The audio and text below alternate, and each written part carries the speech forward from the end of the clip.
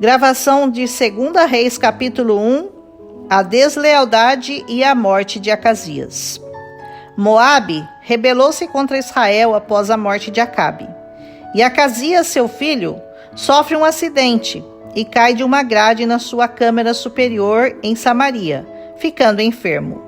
Ele então manda seus mensageiros consultarem a Baal-Zebude, o deus de Ecrom, para saber se ele iria se recuperar de sua enfermidade. Todavia, o anjo do Senhor diz a Elias que fosse encontrar os mensageiros do rei no meio do caminho, e lhes diz: porventura não há um Deus em Israel, para irdes consultar Baal-Zebude, o deus Ecrom? Voltem lá e digam ao rei que daquela cama ele não se levantará e que certamente morrerá. E foi embora. Quando os mensageiros voltam, o rei lhes diz: por que vocês já voltaram? E eles lhe dizem que tinham encontrado um homem no caminho que os fez trazer este recado ao rei, dizendo se não havia Deus em Israel, para que ele tivesse que consultar o Deus de Ecrom, e que ele certamente morreria. E ele lhes diz: como era esse homem? E eles responderam: era peludo e tinha um cinto de couro nos lombos. E ele pensou: é Elias, o tisbita. Então o rei manda um capitão e 50 soldados para trazê-lo à sua presença. E Elias sobe no monte, e o capitão lhe pede para descer. E ele diz: se eu for homem de Deus, então caia fogo do céu e consuma todos vocês. E assim foi. Desceu ali fogo dos céus e consumiu o capitão e seus 50 soldados. Novamente ele envia outro capitão e mais 50, e a mesma coisa acontece. Cai fogo do céu e mata todos. E ele, não satisfeito, enviou outro capitão e mais 50 soldados.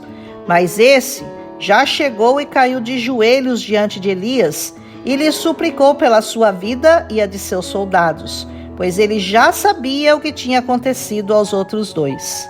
E o anjo do Senhor disse a Elias: desce e vai com eles, não os tema. E ele desceu e foi até o rei. E quando ele chegou na presença do rei, repetiu as mesmas palavras que dissera aos seus mensageiros: porque você mandou consultar Baal-Zebude e não o Deus de Israel, não descerás da cama na qual subiste, mas certamente morrerás. E assim ele morreu, conforme a palavra do Senhor. E Jorão, filho de Josafá, reinou em seu lugar, porque Acasias não tinha filhos. Homem de Deus de verdade não segue multidões. Ele é diferente em tudo, na maneira de falar, na maneira de se vestir, na maneira de se comportar. Veja que Acasias perguntou àqueles homens: que tipo de homem era esse que subiu para vos encontrar e vos disse essas palavras?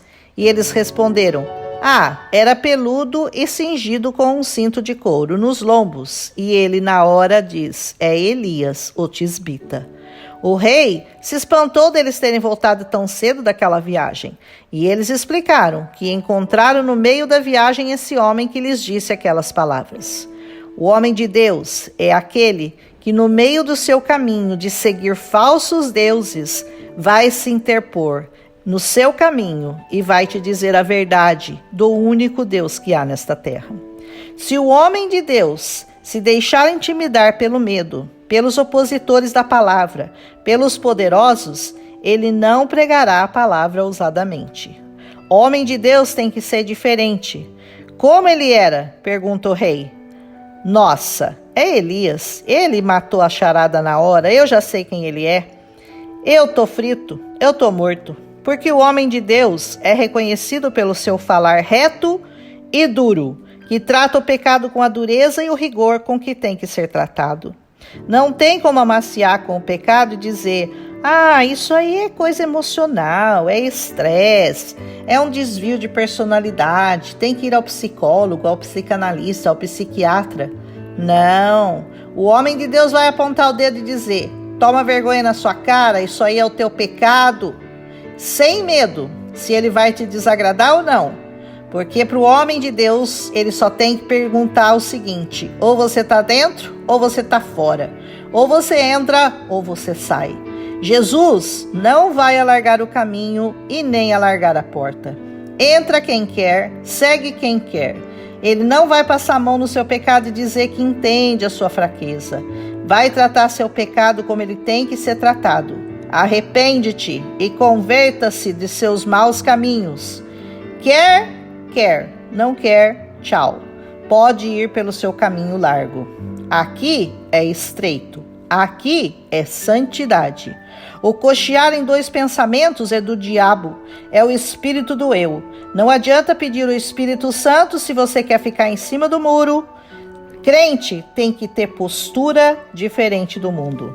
A insensatez do rei foi tão grande que ele, ao invés de se arrepender e pedir perdão ao Senhor, sabendo que Elias era um homem de Deus, não, ele não faz isso. Manda buscá-lo na força do seu braço com 50 soldados.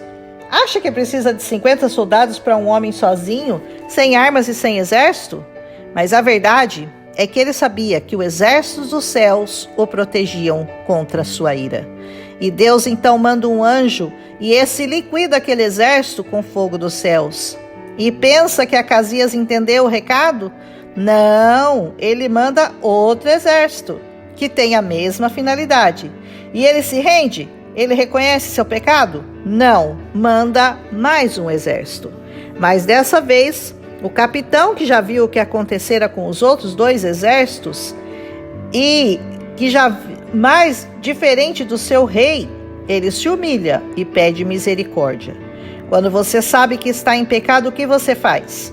Você se enche de remédio para acalmar seu espírito? Continua visitando o psicanalista? Vai ao shopping para se distrair?